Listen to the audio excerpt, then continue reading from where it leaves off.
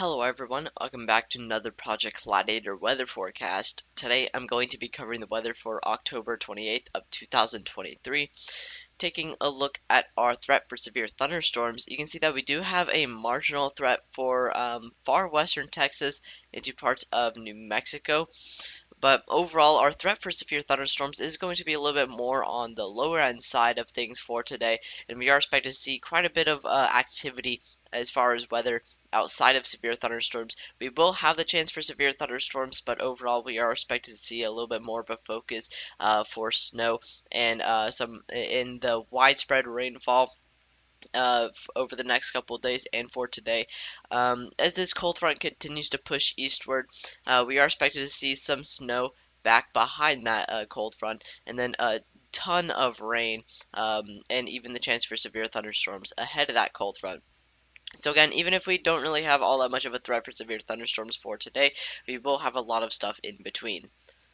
Now let's take a look at our future outlooks. As for our day 2 outlook, as that cold front continues to progress eastward, we don't really have all that much of a threat for severe thunderstorms.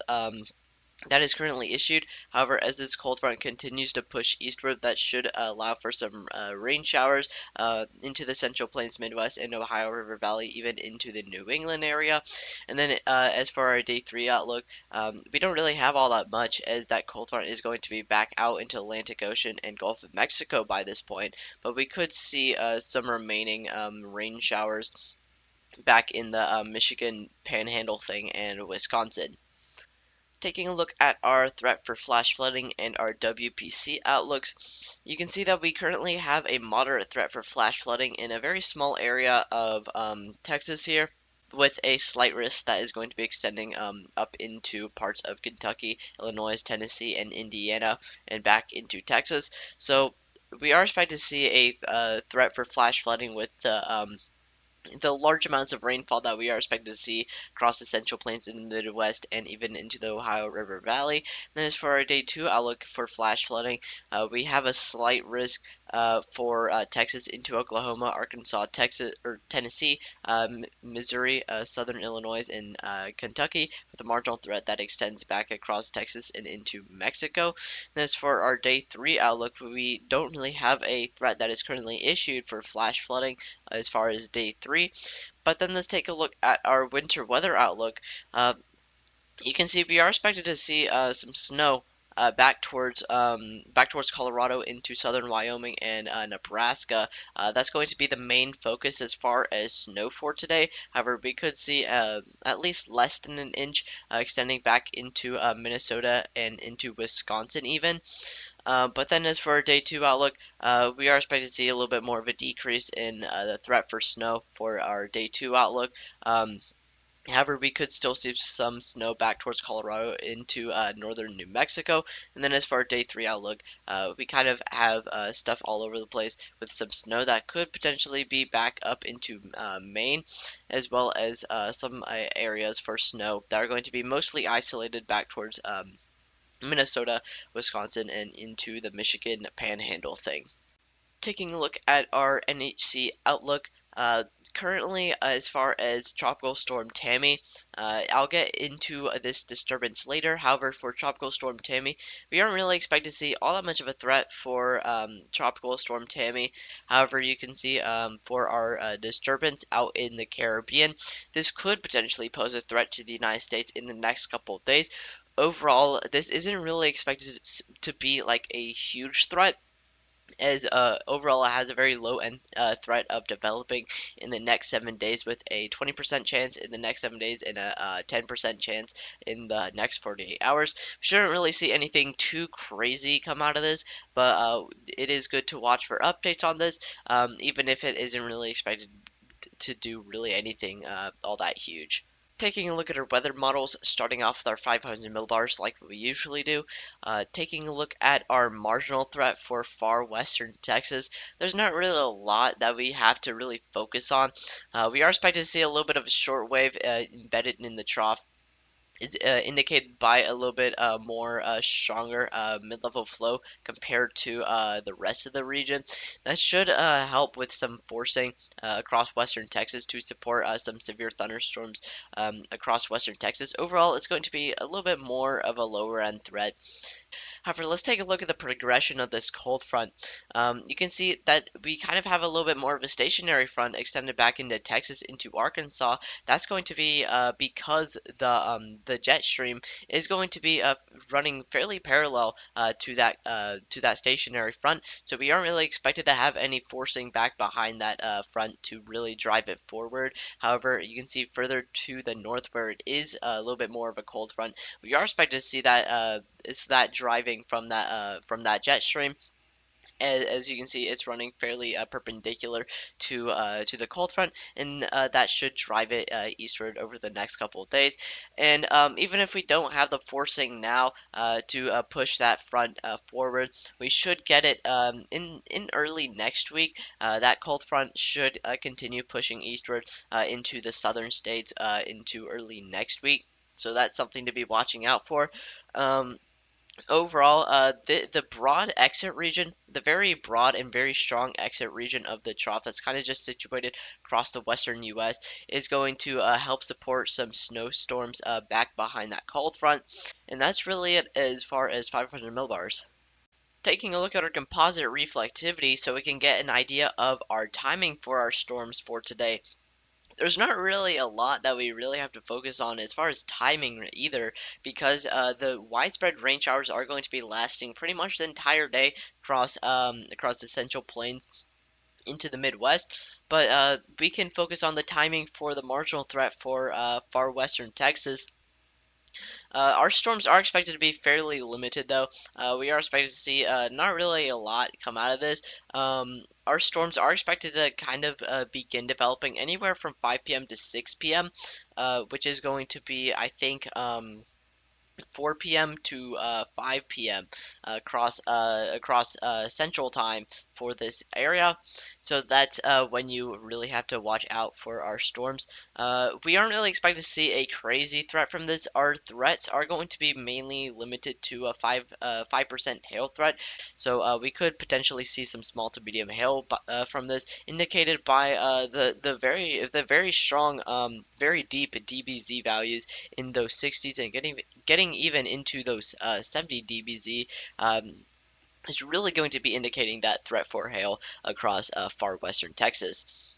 To finish off the threat for our severe thunderstorms, so we can cover the rest of the weather in today's forecast, I'm going to be skipping right to instability, so we can take a look at the fuel for our severe thunderstorms across far western Texas. I'm just going to be skipping right to instability so we don't really have to spend a lot of time on dew points or temperatures, but I will be covering temperatures later as far as widespread temperatures and our front progression. But as far as instability for far western Texas for our severe thunderstorms for today, we are expected to see instability that could be getting very close to the 2000s, but are going to be staying mainly around the 1000s range, getting as high as the upper 1000s, and this should definitely be able to fuel and support the threat for some small to medium hail across this region.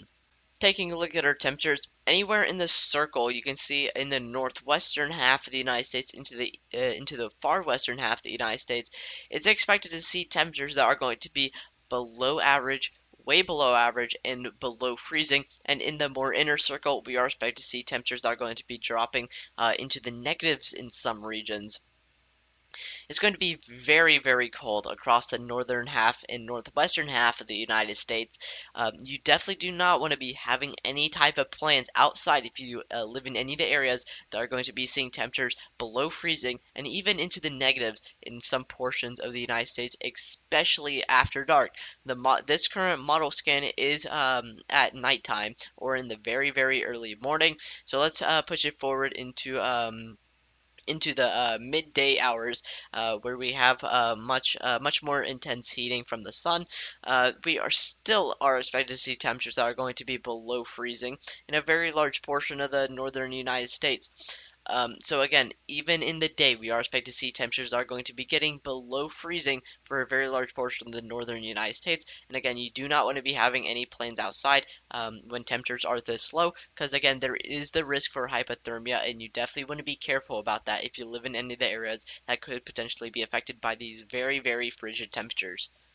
Taking a look at our total snowfall, taking a look at the area where we currently have quite a bit of winter weather advisories and winter storm warnings, and where we are expected to see snow for today. If I run it to the very end of the model run, you can see we are expected to see snow that could be getting anywhere from less than an inch up to possibly 10 inches, and possibly even up to 13 inches in Colorado, extending all the way back from Wisconsin into Colorado and even into parts of Utah, with some more isolated snow showers that aren't really going to be all that indicated by our WBC models, because they are going to be less than an inch back into Montana, parts of Wyoming and Idaho, as well as North Dakota. But where we are expected to see the main focus for snow is going to be back towards the Central Plains into the northern Midwest. Again, we are expected to see quite a bit of snow for this portion of the U.S., with snow that could be getting less than an inch back towards Wisconsin, and up to 13 inches and 10 inches back towards Colorado. So that's where you are expected to see the majority of our snow. And you definitely want to be planning accordingly based on how much snow you're going to be getting, if at all, in any of these areas. Now let's take a look at our freezing rain quantitative precipitation. This is something new that I've never looked at before on this channel.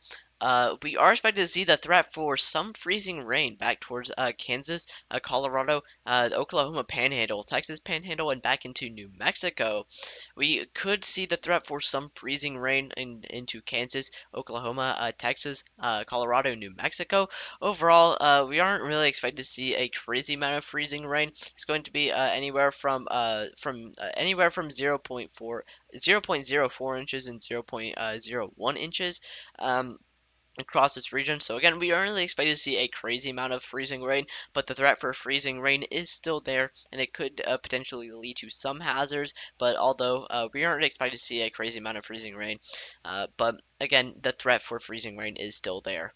Taking a look at our quantitative precipitation and our threat for flash flooding, you can see our threat for our moderate threat for flash flooding has been removed. I think that's because originally there are some flash flood warnings, there are some flood warnings going on for Texas, and with the amount of rainfall that we were expected to see today, I think they did have that area originally upgraded to a moderate threat. However, that has been removed between recording the models for quantitative precipitation and the models or the WPC outlook. So that moderate threat has been removed, and we only have a slight risk for a flash flooding, where we could see anywhere up to 1 inch, up to possibly up to 3 inches. And then you can see behind that cold front, in the area that we are expected to see some snow. All this is going to be a snow accumulation and not really rain accumulation. So overall, the threat for flash flooding was decreased, but we should still see the threat for flash flooding across this area. Now that I've told you the weather, please go down to the description and check out the socials for Project Gladiator, and join the Discord for any updates on Project Gladiator. And if you live in any of the areas that I covered for today, please stay weather alert for the time being. And if you notice anything might have been wrong with this forecast, or you would like to improve it in some way, please tell me in the comments, and I will read them. And hopefully I will be able to see you guys tomorrow with a weekly overlook.